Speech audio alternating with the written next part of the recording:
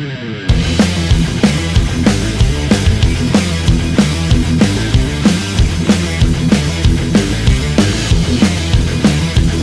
you know, I mean, it came down to this, and it's funny that Brian was talking about, like, he wrote the book. What was it? Jiu Jitsu for small Jiu-Jitsu people. for small people. Yeah. Yeah.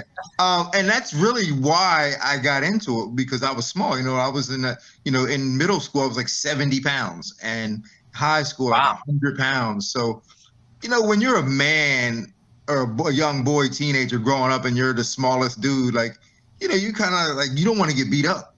You know what I'm saying? Mm-hmm. So when I saw the UFC 2, it was, and Hoist Gracie, that was the first one I saw. It was like 1993 or so. And Hoist Gracie was, you know, beating everybody up. I was like, I got to learn how to do that, because I don't want to get beat up. You know, like, that's really what it was. I just didn't want to get beat up. Until this day, like, that's the reason why I still am involved in the sport. Like, you know, I don't want to be on a World Star hip hop video, like World Star in the middle of the street because I got knocked out by some dude. So, you know, I just do, you know, I want to make sure I know how to defend myself. Yeah. You know, it's interesting. You talk about being small, because I'm a small guy. Greg's not a big guy either. You know, we're all on the smaller side. And I mean, growing up, right, it was either like you sort of accepted getting picked on or bullied around when you're small, or you sort of fought back. Like, those were your options, you know, like you didn't have any other options in it.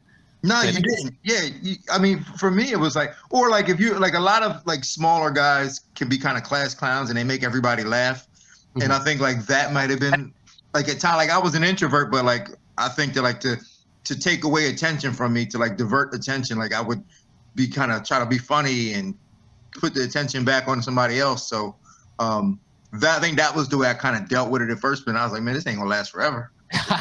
Well, and then sometimes it's funny until they ain't funny no more. yeah, right. It ain't funny till it ain't funny no more. And then it's like, I gotta do something. That's right. Was it actually like you started? So you saw like Hoist Gracie in the UFC and all that, and you just you found like the closest martial arts gym to you, or you just started doing it on your own? Or? Yeah. So I mean, now granted, fellas, this was 1993, 94, 93, 94, 95, when like all this was going down. So like, you know, the UFC, like, you could only watch UFC a couple times a year, so like, it wasn't as big and as exposed as it is now. So, so back then, you know, all we had was seminars. Really, there was no internet, so we had seminars. So like, I would go to the grocery store and get the Black Belt magazine and look for seminars. And I would go to whatever seminar was on the East Coast. So the very first one I went to was 1995, Hickson Gracie, 2-day seminar. It was in North Carolina. I drove there. I slept in a car, you know, so, but it was like, I learned so much in them 2 days. I mean, it was like 5 hours a day for 2 days. And that was my first time doing jiu-jitsu from an actual jiu-jitsu person. Other than that, it was just like watching it, you know, be, you know, mesmerized by it. But then I did that seminar. Then after that, again, go back, find out what other seminars. I went to a Ralph Gracie seminar, Hoist Gracie seminar, Marco Huas seminar. And it was just like, that was all the exposure I had to it, was just going to seminars. And then, videos, VHS videos. Renzo Gracie, Craig Kukuk. Oh, man. Pedro Cavallo. Mario Sperry, like, we had those videos, and we was just in the house, me and my buddy Paul Rodriguez in the house, looking at videos, trying to learn how to do this stuff. And probably on the MMA.tv forums or Sure Dog. I mean, I still have the stack of VHSs right behind me. It's like, it's huge. Like, what the hell do I do with this shit? You know what I mean? Right? Yeah. Yeah, old vintage tapes. It's crazy. Now, you mentioned you were looking in Black Belt magazine. Now, that was like every type of martial art in there. There was like karate, kung fu, right?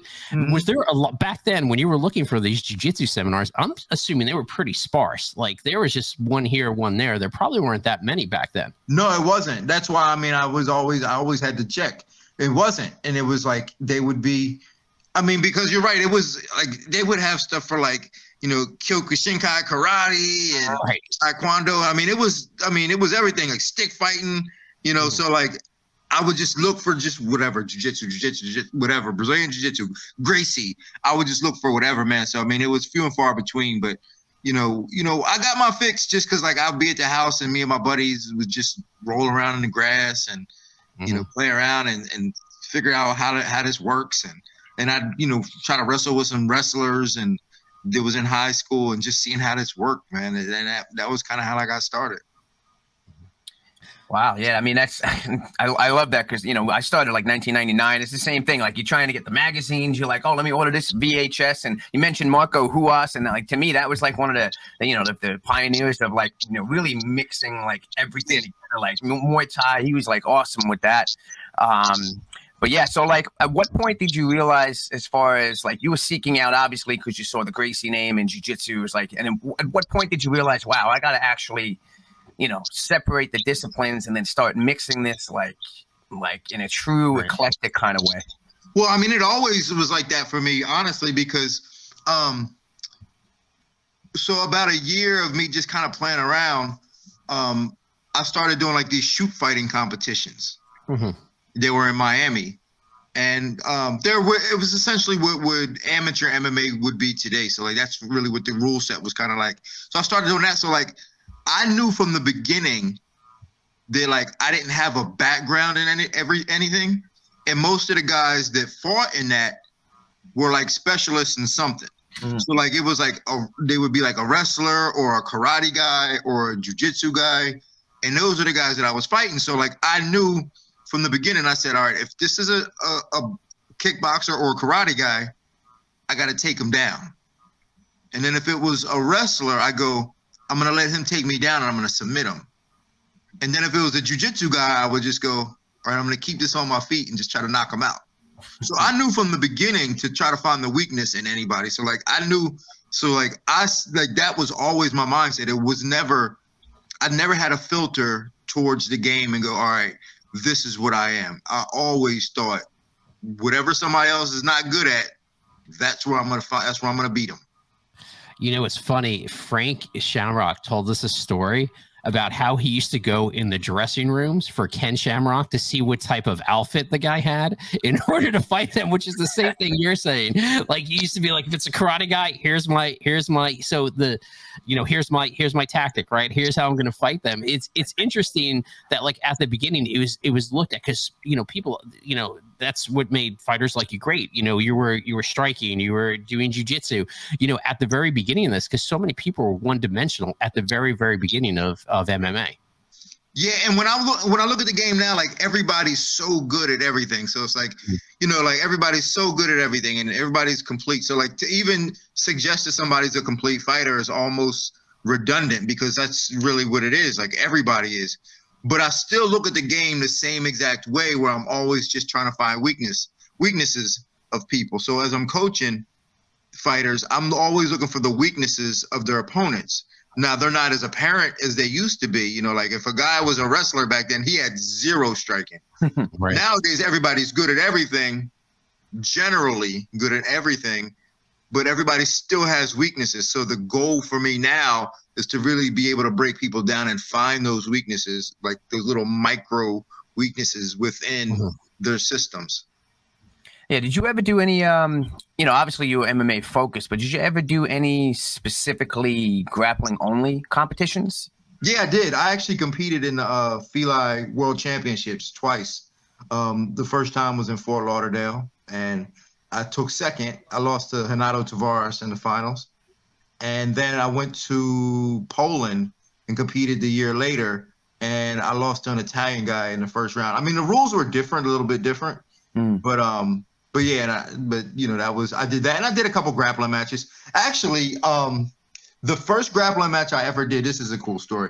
First grappling match I ever did was a NAGA event in Danbury, Connecticut, and this was like, when I was kind of big time, it was like early 2000s. So like my name was kind of out there. So they had me do, a super fight against Rodrigo Gracie. And it was in Danbury, Connecticut at a NAGA. And he had me in a Kimura and he broke my arm, Sakuraba style, broke my arm, Sakuraba style. And I yelped a little bit and he let go. And as he let go, my arm popped back in place. And the ref was like, "Did you tap?" I said, "No, I didn't tap." And he said, "All right, keep going." So then I finished the match out. Yeah, I finished the match out with a broken elbow against Rodrigo Gracie. It was like probably 2000 or so. That's pretty crazy. That's pretty crazy. But when you see fighters like have a serious injury like that and they just keep going, you know? Yeah. Well, yeah, I mean, no, like, definitely. I mean, but the thing is, like, you know what? Like, as much as I could be like, yeah, I'm a tough guy, I'm a badass. In the moment, like, I didn't even think about it. Like, I didn't know it was broke. Like, if I looked back and was like, yo, your arm is broke, I'd probably be like, mommy, help. You know, that's probably what I would have done. But, like, in the moment, like, you're just so focused on the task of, like, you know, competing and just you're in the zone. Like, you don't even think about it. But when I look back, I go, damn, what the hell was I doing? Broken arm, man. I need to seek some medical treatment. Yeah, you know, a lot of fighters like that. I remember one time we were, you know, training in my buddy's shed, right, in jiu-jitsu. I separated my shoulder and they were like, let's pop it back in place. We YouTubed a video. I'm like, no, and I literally drove myself home with my shoulder separated about 45 minutes to get back home to go get it. Yeah, like you don't think about it until it's over, and then you're like, what the hell was I doing? Yeah. It's like, what's wrong with me? In the moment, adrenaline going, and you know, it's one thing, and then afterwards, you're like, what the hell was I just doing?